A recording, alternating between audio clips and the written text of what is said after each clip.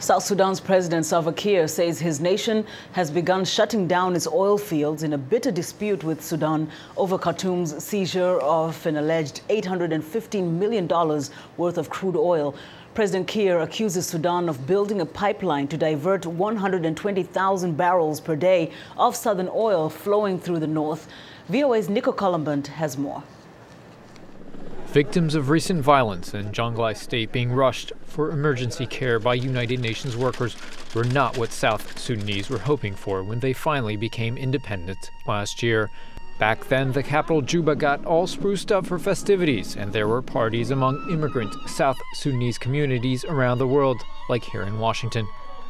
But recent developments have not impressed Washington-based South Sudan advocate Jimmy Mullah.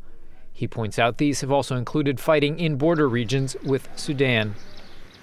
When the South became independent, there were a lot of expectations that the South would see a different era. But as we see, there are intertribal conflicts, there's lack of provision of services to the population, and there's general unrest in the South. And also you have the ongoing dispute between the North and the South in terms of sharing of oil revenues. And all that adds up to the challenges that the South is facing. Because of the disputes in the border regions and accusations South Sudan is supporting rebels there, Sudan is now confiscating southern oil which comes through northern pipelines to a port on the Red Sea. South Sudanese officials are still signing new oil deals like here with Chinese officials, but have yet to reap enough benefits to pursue much-needed development and infrastructure projects.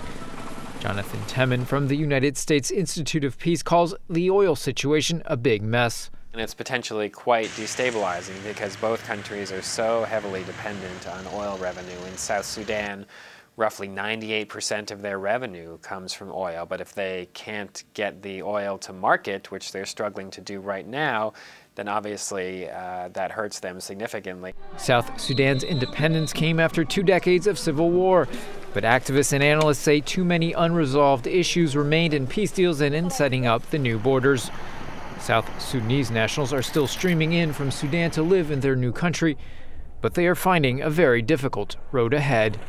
Nico Colombant, VOA News, Washington.